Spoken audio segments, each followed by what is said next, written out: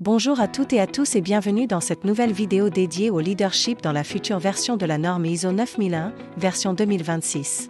Aujourd'hui, on plonge au cœur du chapitre 5 pour décrypter ce qui va changer et comment vous préparer. Le leadership, ce n'est plus seulement une affaire de direction, c'est le moteur de toute votre démarche qualité. Dans un monde en constante évolution, avec l'intelligence artificielle, les enjeux climatiques et le besoin d'agilité, comment la norme va-t-elle s'adapter ? Et surtout, comment allez-vous pouvoir piloter ce changement ? C'est ce que nous allons voir ensemble. On va décortiquer les points clés, vous donner des méthodes concrètes et des outils pratiques pour faire de votre leadership le véritable pilier de votre succès. Alors, restez bien avec nous, ça commence maintenant. Le premier point crucial que nous allons aborder est le paragraphe 5.1, engagement de la direction. La future norme va renforcer cette exigence. L'idée, c'est de passer d'un simple soutien affiché à une implication active et démontrable. Concrètement, qu'est-ce que ça signifie ? Premièrement, la direction devra rendre des comptes, non seulement sur l'efficacité du système de management de la qualité, mais aussi sur son alignement avec les objectifs stratégiques de l'entreprise. Fini le temps où le système qualité était une tour d'ivoire isolée. Il doit être complètement intégré dans le business plan, dans la stratégie globale. Imaginez votre système qualité comme un copilote pour la direction.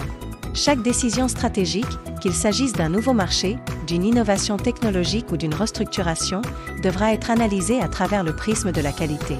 La direction devra prouver comment le système qualité contribue directement à l'atteinte des résultats financiers, à la satisfaction client et à la performance globale. Cela implique des revues de direction plus dynamiques, plus orientées business, où l'on ne parle pas seulement de non-conformité, mais de risques, d'opportunités, de parts de marché et de retour sur investissement. L'engagement devient donc mesurable et tangible. Maintenant, comment établir une politique qualité qui soit vraiment pertinente et moderne, en phase avec ces nouvelles attentes ? Oubliez les phrases toutes faites qu'on copie-colle depuis 10 ans. Une politique qualité version 2026 doit être un véritable manifeste de votre vision. Voici une méthode simple en quelques étapes. D'abord, organisez un atelier avec votre comité de direction. Le but est de répondre à cette question, pourquoi faisons-nous de la qualité ?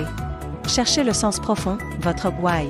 Ensuite, identifiez les grands enjeux actuels et futurs pour votre entreprise. Pensez au climat, comment votre démarche qualité peut-elle contribuer à réduire votre empreinte carbone ou à promouvoir l'éco-conception ? Pensez à l'intelligence artificielle, comment l'utiliser pour améliorer vos processus, anticiper les défauts ou personnaliser l'expérience client. Intégrez cette dimension technologique dans votre politique. Pensez aussi à l'agilité, votre politique doit encourager la flexibilité, la capacité à s'adapter rapidement aux changements du marché.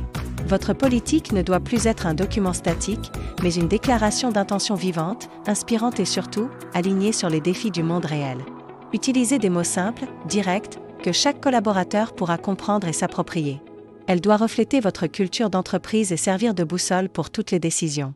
Passons maintenant au paragraphe 5.3, rôle, responsabilité et autorité. C'est un point absolument central qui fait le lien direct avec l'approche processus du chapitre 4.4. Si vos processus sont les artères de votre organisation, alors définir clairement qui fait quoi, c'est s'assurer que le sang circule correctement. La norme insiste sur le fait que ces rôles ne doivent pas seulement être attribués, mais aussi communiqués et compris à tous les niveaux. Alors, comment faire concrètement ? L'outil le plus classique et toujours aussi efficace, c'est l'organigramme. Mais pas un organigramme poussiéreux affiché au mur. Un organigramme fonctionnel et dynamique, qui montre non seulement les liens hiérarchiques, mais aussi les liens fonctionnels entre les différents services et processus. Qui reporte à qui ? Qui collabore avec qui ? C'est la première brique. Ensuite, pour chaque poste clé identifié dans l'organigramme, vous devez créer ou mettre à jour les fiches de poste. Et là, attention, une bonne fiche de poste ne se contente pas de lister des tâches. Elle doit définir clairement les missions, les responsabilités en matière de qualité et surtout, le niveau d'autorité. Par exemple, un technicien a-t-il l'autorité pour arrêter une ligne de production en cas de non-conformité majeure ? Un commercial peut-il accorder une remise sans validation ? Ces éléments doivent être écrits noir sur blanc. C'est ce qui donne du pouvoir et de l'autonomie aux équipes. Pour aller plus loin, vous pouvez utiliser des matrices de type RACI, qui signifie responsible, accountable, consulted, informed. Pour chaque grande activité d'un processus, vous définissez qui est le réalisateur, qui est le décisionnaire final, qui doit être consulté avant, et qui doit simplement être informé après. C'est un outil extraordinairement puissant pour clarifier les zones grises et éviter les conflits ou les oublis. Enfin, et c'est là que la magie opère, vous devez lier tout ça à votre cartographie des processus, celle que vous avez définie au chapitre 4.4. Pour chaque processus, vous avez normalement identifié un pilote. Ce pilote de processus a la responsabilité de la performance de son processus de bout en bout. Ses responsabilités et son autorité doivent être formalisées dans sa fiche de poste. Mais ça ne s'arrête pas là. À l'intérieur de chaque processus, vous avez différentes étapes, différentes activités. Pour chacune de ces activités, les rôles et responsabilités des acteurs impliqués doivent être clairs. Où les décrire? Directement dans vos procédures, vos modes opératoires ou vos instructions de travail liées à ce processus. Par exemple, dans votre processus, gérez une commande client, la procédure détaillera qui enregistre la commande, qui vérifie la disponibilité du stock, qui déclenche la préparation et qui valide l'expédition. En faisant ce lien direct entre les personnes, leurs fonctions et les étapes des processus, vous créez un système cohérent, robuste et où chacun connaît sa place et sa contribution à la performance globale.